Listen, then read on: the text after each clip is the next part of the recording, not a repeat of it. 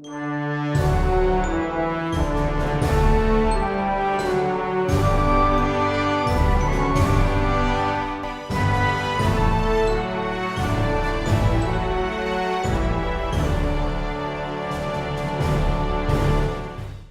and welcome back to the Welsh History Podcast. My name is Jonathan, and today is episode 11. He came, he saw, he left.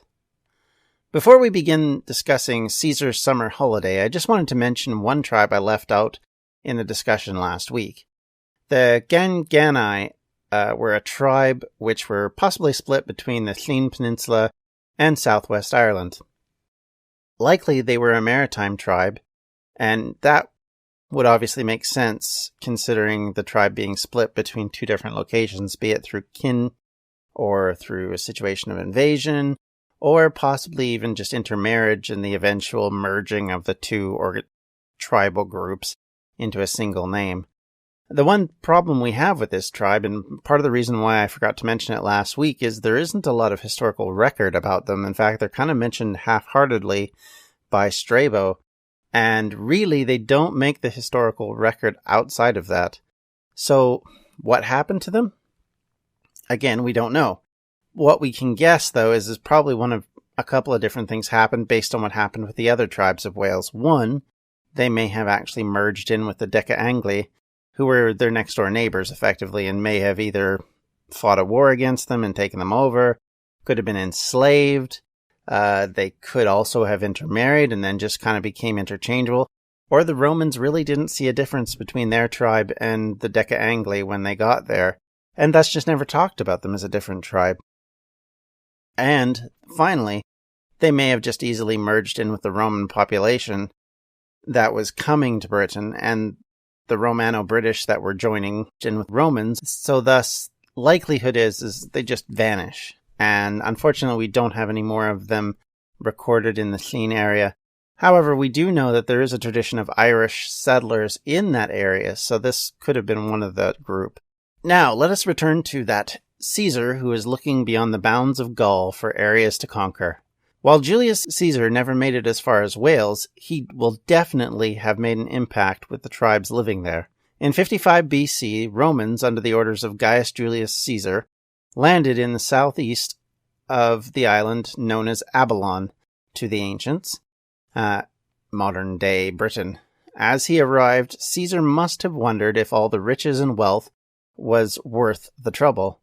5 years earlier, in 60 BC, Caesar and his patron, Marcus Licinius Crassus, had formed a secret agreement, or amicita, with Gnaeus Pompeius Magnus, better known to us today as Pompey the Great. This secret agreement will become known by scholars in the future as the First Triumvirate. Caesar was a nephew to Marius, and Marius was a general who was one of the great tyrants of the late Republic. He was considered so bad that Rome exiled him 30 years prior, well known for his paranoia and tendency to arrest people at the drop of a hat. This was not a man who was considered lovingly by the public, so you can imagine how that would affect Caesar's relationship with the public, having to live down his uncle's excesses. So Caesar's ascendancy was certainly nothing to take for granted or wasn't a given. In fact, he used a heck of a lot of guile and a lot of money to actually achieve what he had in the few years that he came to power. So where did his wealth come from? Well, his wealth actually comes from his patron, who was Crassus.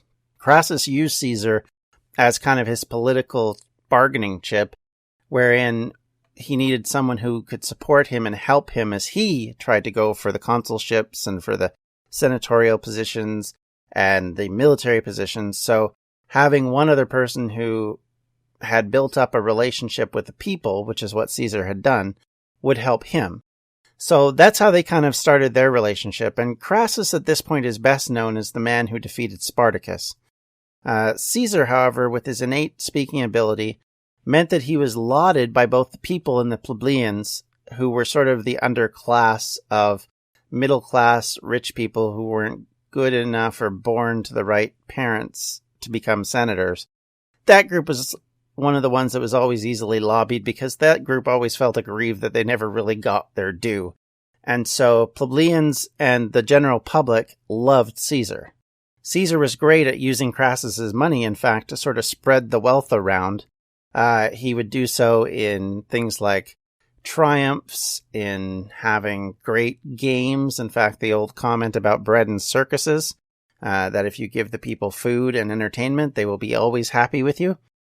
Caesar was definitely of that idea, and so he used that to his benefit. He also became, at one point, the Pontifex Maximus, which, as we know it today, is the position that the Pope holds, but it is a position that's over 2,500 years old, is the head of the Roman Church, whatever point in time that church was or is. So, and of course, in Julius Caesar's time, it was a pagan church. And he used that power to increase his own wealth and also, more importantly, to increase his standing with the public. So Julius comes from a long line of the senatorial class. The Julian name was actually one of the founding names in Rome, according to the mythology. So thus, it becomes the senatorial class and has this distinction throughout the next few hundred years of this. However, like I said, he's having to come against his own name. So as he progresses and becomes more powerful, one of the things he needs to do in order to take him to the next step, get him over the top, get him at the level of power and prestige of Crassus and Pompey, who were older than he was, military leaders who had been very successful. Caesar to that point really hadn't been. His most successful thing to that point had been being captured by pirates and then basically going back and killing every one of them. So he wasn't well known as being sort of this military general and very successful person. So when he was put in charge of an area in the south of France, he used it as an excuse to basically create a war. And the Romans are great at that. They love to create wars out of nothing. Caesar used that power to lead a war in Gaul under the usual Roman excuse, which mostly consists of the negligible offense being turned into a need to go to war. Oh, you stepped on my lawn yesterday? Well, now we're going to fight. That kind of thing. It didn't take a lot to convince the Romans to go to war.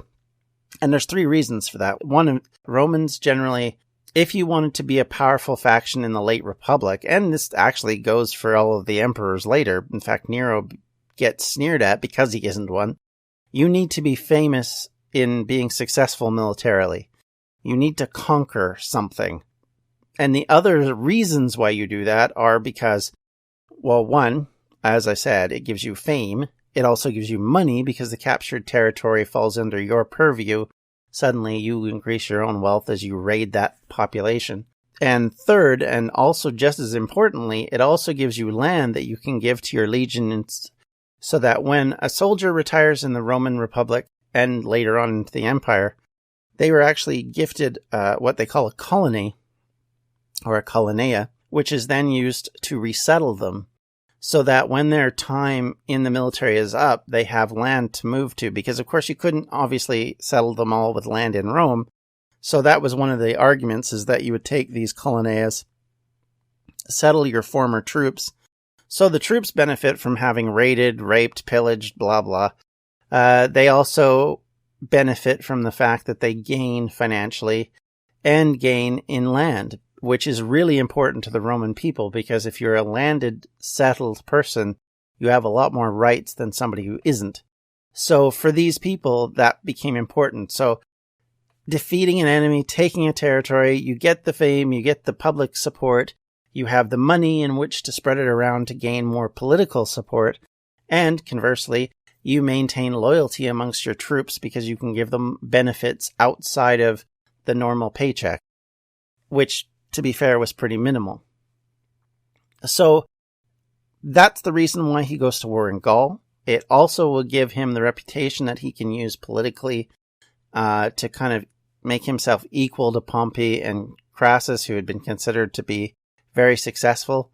Of course, for Crassus, that all comes crashing down later, and without getting into this as a Roman podcast, let me just say, his end doesn't end well as he gets into a battle over in the eastern half of the Roman Empire and not Roman Empire, the eastern half of the Roman Republic, loses his life in a battle. His standards, which are kind of like the flags that they used to carry, in, like the battle flags and such, think of it like that, He loses those standards. That's a great Roman disgrace. That's one of the things they never like doing. And they will fight tooth and nail to get them back.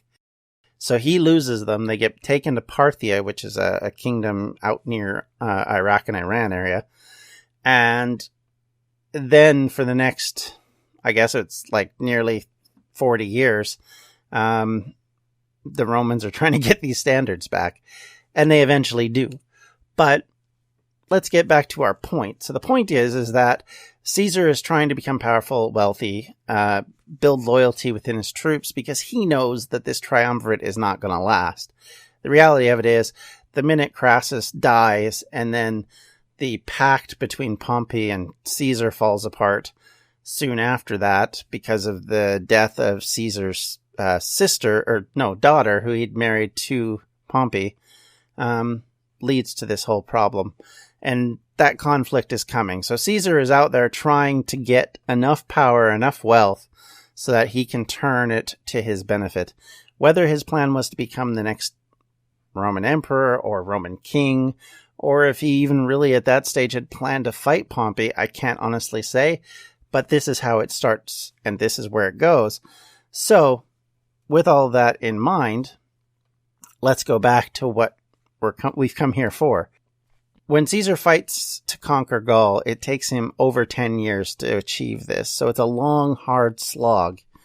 And in the midst of it, allies of the Gauls, be they the Belgae or the British, start to send troops to their allies in Gaul to help them fight the Romans.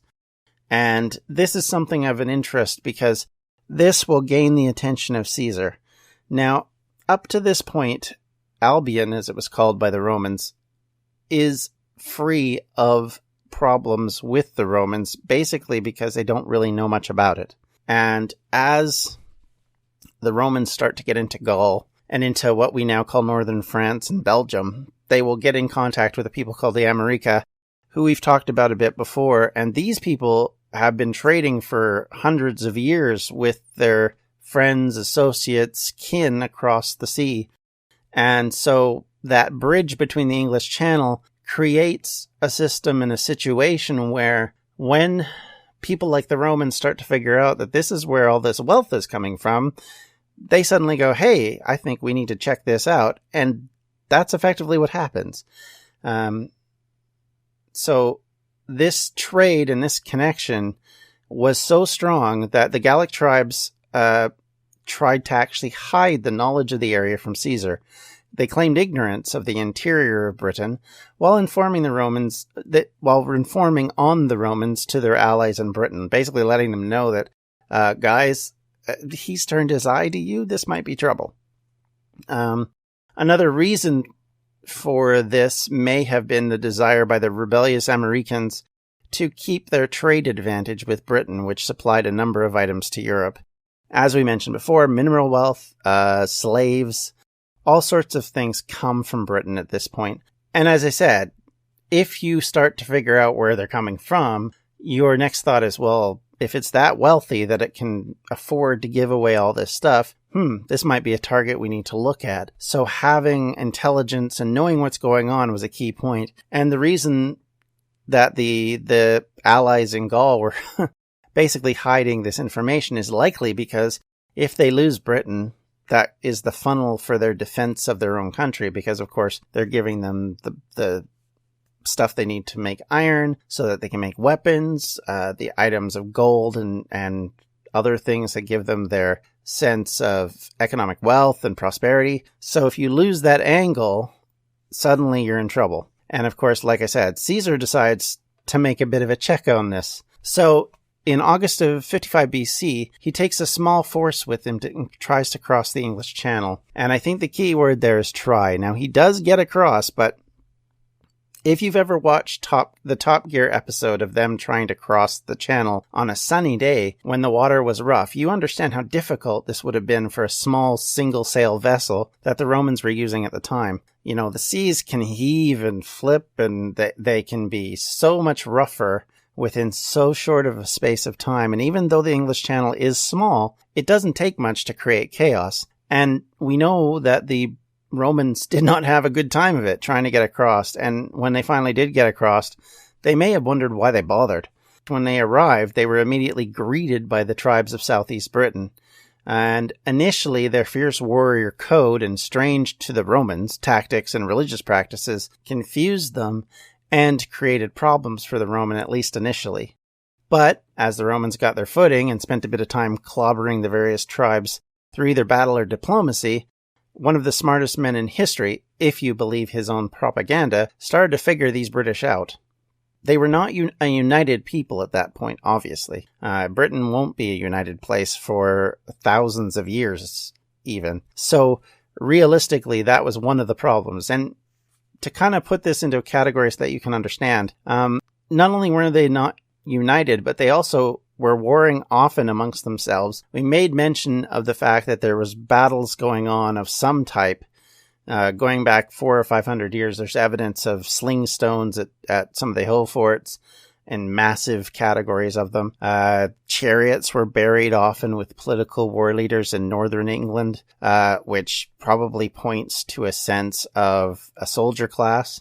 Swords, as we said before, were being buried or put into water sources, thus obviously were important, and if they're important enough to be put in those locations which may have been considered holy, again, that goes back to the concept that they were a warlike people, and they had trained themselves, and in fact, they had trained themselves in a way that the Romans weren't used to. And we're going to discuss that in a second, but I just want to go back to one aspect of this. The big problem when you have a situation, so like, if you think back of when the conquistadors and the colonists came to America and dealt with the Native Americans. Now, aside from the problems with disease that obviously decimated the Native American population, mostly by accident, the Aztecs, as an example, were a major force in Central America. So much so that they had dominated their neighbors. And the neighbors weren't terribly happy with the Aztecs. Now, whether they were being used for slaves or workers, or if they were being used for sacrifices by the Aztecs, I don't know enough about it to say, but the reality of it was they weren't happy. And so that when the conquistadors come along, who really are underwhelming in the amount of troops they're sending over to deal with them, the Spanish weren't exactly expecting this to be something where they needed hundreds of thousands of troops to take it. So what they did is they instead used the advantage of this enmity to create a system where they got their allies together with them, and with their superior firepower plus their Native American allies were able to knock off the Aztecs. And this is kind of what happens in Britain. And because what the Romans do is they use their contacts in Britain to create problems for the local tribes. And we're going to get into that when Caesar comes back, but in his first summer holiday, Caesar had made plans to make a return visit, and this time it would be much bigger and better than the previous version, and they would make some new friends. From a British viewpoint, these things aren't recorded. We don't actually know what their opinion of the confrontation was. We have a very one-sided history coming from the man who, he's writing his memoirs, justifying himself to the people of Rome in why is he going and fighting all these people. So, he's making out a lot of things that may or may not have been totally true, and trying to create similarity where similarity may not have been with the Gauls. And he may have been lying in some ports and may have just been deciding that he wanted to get the money and the wealth that was obviously in the island of Britain for himself, and for his troops, more importantly. So part of it may have been completely selfish, and probably almost all of it was. But there may be hints of truth in what he's saying. But even without that, we can still make some guesses, and not necessarily uneducated ones. Likely the British tribes, allied with kin and friends on the other side of the channel, amongst the Belgae and the Gauls, must have had a lot of intelligence in dealing with the Romans. While it seems likely the trade franchise did not contact Rome directly, we've already talked about how the trading in bronze, tin, and other precious minerals likely reached Greece hundreds of years before through other means and other methods, and people like the America were basically the go-between between these groups and the Mediterranean. So likely there wasn't loads of British travel to these areas, and it would have been unusual to see them. In fact, when slaves start to get taken from Britain, they are so different and unusual to the Romans that they make a point of writing it down. But still, even with that, much of the Roman culture would start to seep in, regardless of whether there was contact or not.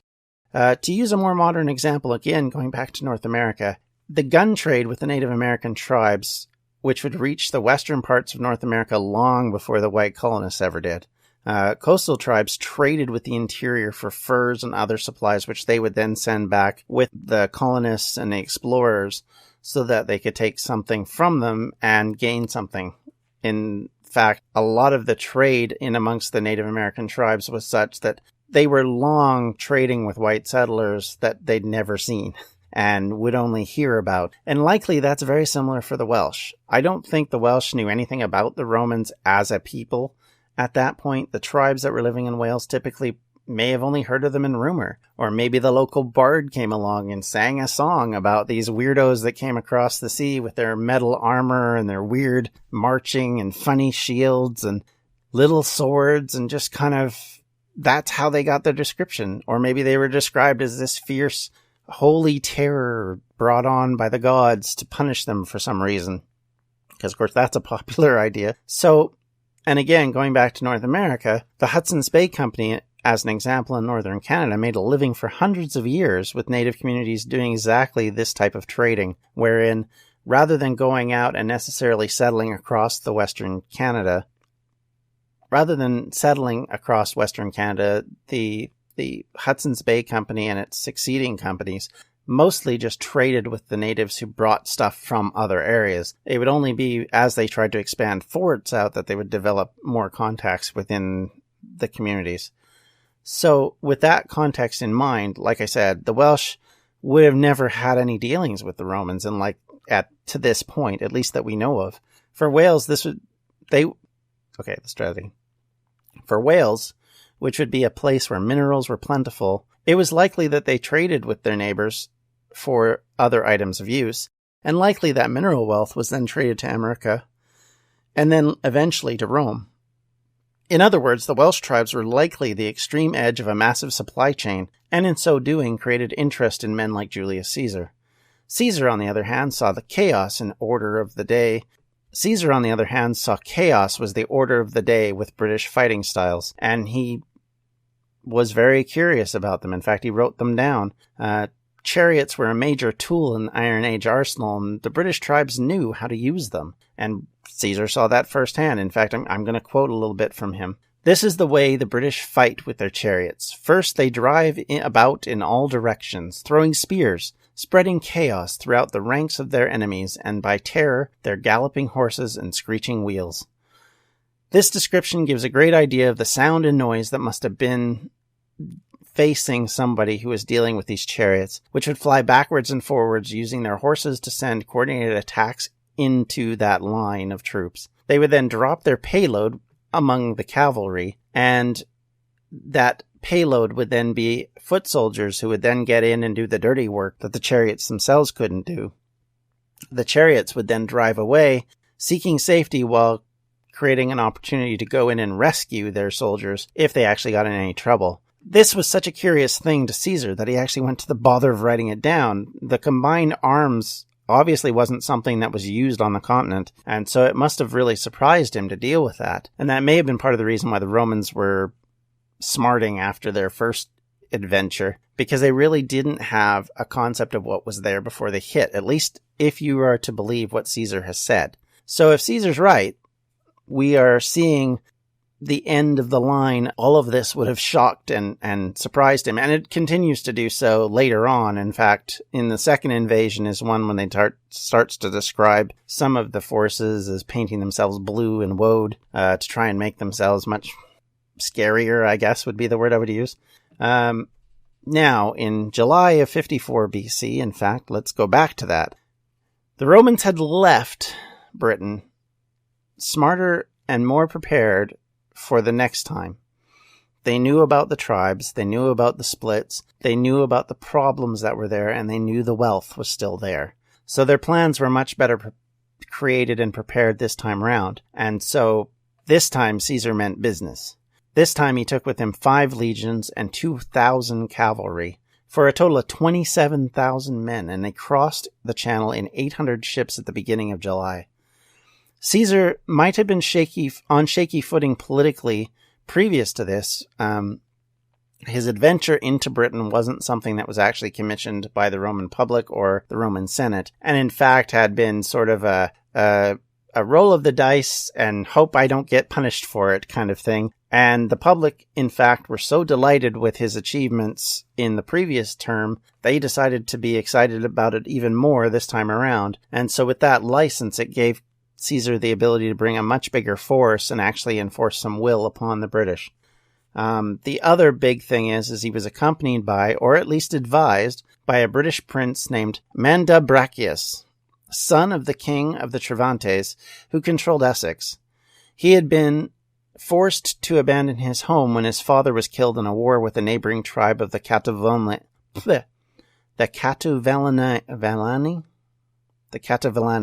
Now, Caesar had a scout, a spy, and a translator, all in one irked prince. So he used that to the obvious effect, and the obvious effect was that he controlled and dominated southeastern Britain.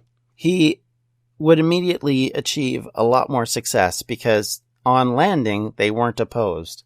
Obviously, they landed in an area that was friendly to their contacts in Britain, and that lack of opposition probably gave them the ability to enter the area unopposed, unharassed, so that, whenever you make a landing in these type of situations, no matter what era, it's always important to have element of surprise, and secondly, if you can clear the beach area from being harassed, your chances of successfully landing troops goes up by a lot. And that's the case here. They land, they start to come into inland Britain, they start to dominate the foes that they're now used to. They've obviously trained themselves to deal with the problems that come from a force that isn't as in the same mode of the previous ones they've been fighting. Because the Britons were even looked differently than the Gauls. There was only certain ones that Caesar even considered to be similar to the Gauls. So, for the most part, it sounds like they just had to prepare themselves for this battle. And you can definitely tell that it influenced him enough that he sat there and wrote quite a bit about it. And about his experience with the people that they have there. One of the most interesting things I found is that he said that there was a large population on the island. So obviously there was, for the Romans, a lot of people there. And we know that southeastern Britain was fairly compact with population because it had good grazing land, so it was easier to kind of spread out. And it didn't have the same rivalries that they had in the central part where they were building hill forts and defenses and obviously were having ceremonial and possibly real wars between each other. So Caesar himself only gets to about London when he stops. Of course, London doesn't exist where he stops there. But they kind of spend some time convincing various kings to make fealty to the Roman Republic and to give them gold and to supply them with various things. Caesar then takes with him a bunch of captive prisoners, some of which are noble. This is an old tactic of the Romans that they will continue to do for quite some time. Whenever they defeat somebody, they usually grab all the princes and nobles in the area, they take them back to Rome, and they try and Romanize them so that when they go back, if they go back, they will then spread the Roman understanding to the rest of their colleagues and friends. And that kind of does happen, because most of these tribes will then start using coinage, which they didn't really use before that. They start to trade in very Roman ways, and the other part that Caesar did inflict upon them is that he broke the trade link to the Americans and created a link to Rome. So now all of a sudden, Rome had a source of wealth that it could rely on and a source of minerals. And of course, this will only intrigue the Romans to come back. But right now, they don't. And these tribes, for the moment, swear at least a resemblance of fealty to Rome, make their due payments, and then make money off the trading, and probably get a lot of material wealth coming back to them because, of course, Rome is a much more industrial area than what Britain was at this point, and so they have a lot more assembly line-like things, like the amount of pottery that comes out in Rome, the Roman Britain times, will never be repeated until Victorian era.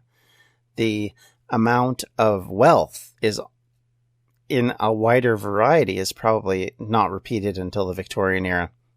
You have a lot of good things that come with Roman influence, along with all the bad things. And of course, the big bad thing is now you're in their mode, their idea. They understand something about you. It likely means they're coming for you eventually, and you're going to have to prepare. And that's exactly what will happen 100 years later when Claudius does basically what Julius did and comes to shore with a lot of legions, but this time not looking to kind of make a little statement, get a little bit of slaves and some nobles and run back to Rome saying, haha, look what I did. No, he was coming to stay. And we'll get to that, and we'll talk about so much more as we keep going. And I hope you'll join me next time, because next time we're going to talk about one of those things that I think probably confused the life out of Julius Caesar, and that was the Druids.